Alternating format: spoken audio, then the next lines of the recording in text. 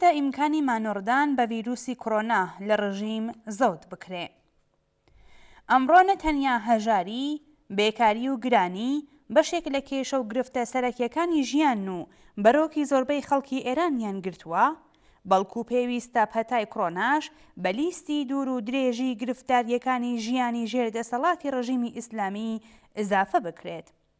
ئەگەرچی کۆڕۆنا هۆکارەکەی کۆماری ئیسلامی نەبوو، بەڵام بێگومان بڵاوبوونەوەی لە ئاستی ئێراندا و پانتایی تەلەفاتێک کە ڕۆژانە لێ دەکەوێتەوە هەر هەمووی هۆکارەکەی کۆماری ئیسلامیە.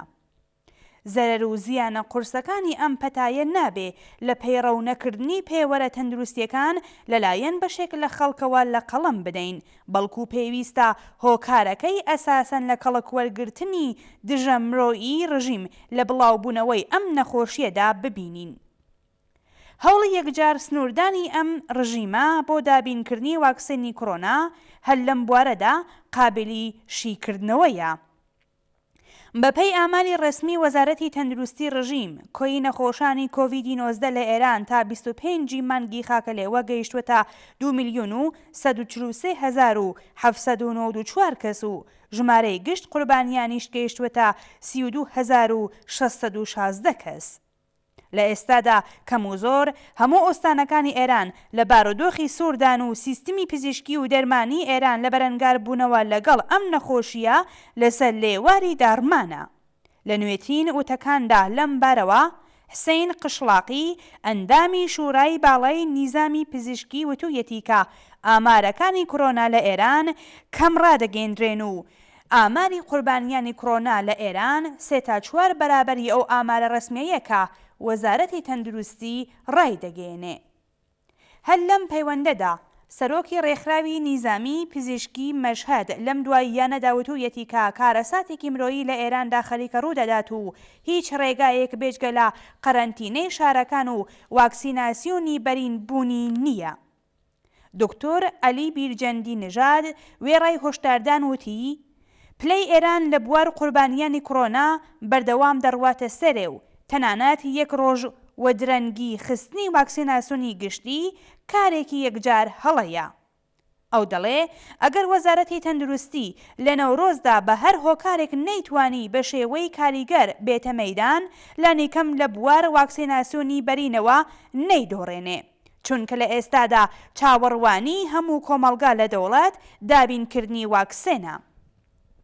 بەوتەی وتەبێژی ڕێکخراوی خواردەمەنی و دەرمانی ڕژیم هەتا ئێستا تەنیا 570,000 دۆز واکسێن هاتووەتە ناو ئێرانەوە کە ئەم ژمارەیە وەڵام دەرەوەی واکسیناسیۆنی تەنیا 285,000 کەسە.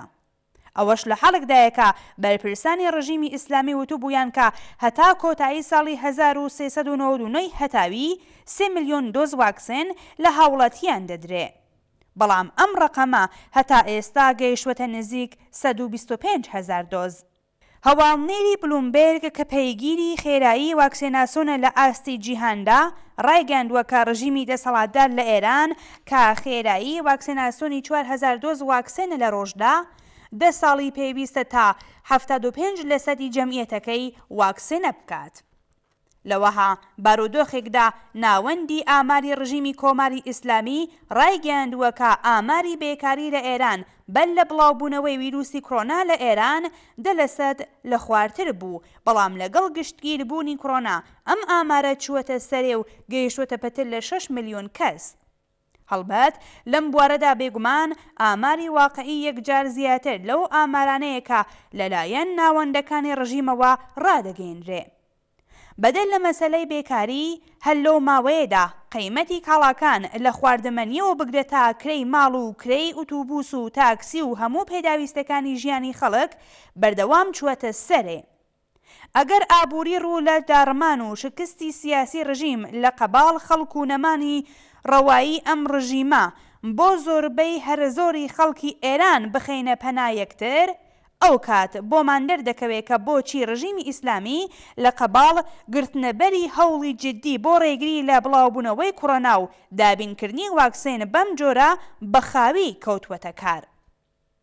کۆڕۆنا لە بارودۆخی داڕمانی ئابووری و شکستی سیاسی ڕژیم دەتوانێت وەک بەرەکەتێکی ئیلاهی بەکار بهێنرێ. هەر وەک چۆن 8 ساڵ شەڕ بۆ ئەم ڕژیمە بەرەکەتی ئیلاهی بوو و وەک چۆن هەموو کارەساتێکی سروشتی کە ماڵوێرانی خەڵکی لێ دەکەوێتەوە مەشیئەتی ئیلاهی ناودێر دەکرێت کڕۆناش دەتوانێت وەها ڕۆڵێکی بێت. ڕژیمی کۆماری ئیسلامی نەکەفایەتی لە ناوبردنی هەژاری و فەلاکەتی هەیە، نەتوانای دابینکردنی ڕەونەقی ئابووری و کۆتایی هێنان بە گرفتاری و نەهامەتیەکانی ژیانی زۆربەی خەڵکی هەیە. ئەوەی کە سەرانی ئەم ڕژیمە بە شوێنیەوەن درێژەی سیاسەتی هەتا ئێستای خۆیانە بە ماهیەتی یەکجارە دژەمرۆیی و زاڵمانەوە. سیاسەتێک کە ئێستا و داهاتووی خەڵکی ئێرانی خستوەتە مەترسیەوە. چارەنووسی خەبات لەگەڵ فەلاکات، زوڵم و گەندەڵی بەرین پتر لە هەموو کاتێک لەگەڵ چارەنووسی هەوڵ بۆ گۆڕینی نیزامی سیاسی دەسەڵاتدار لە ئێران و کردنەوەی ڕێگایەک بۆ خوڵقاندنی ئاڵ و گۆڕی بنەڕەتی گرێ خواردووە.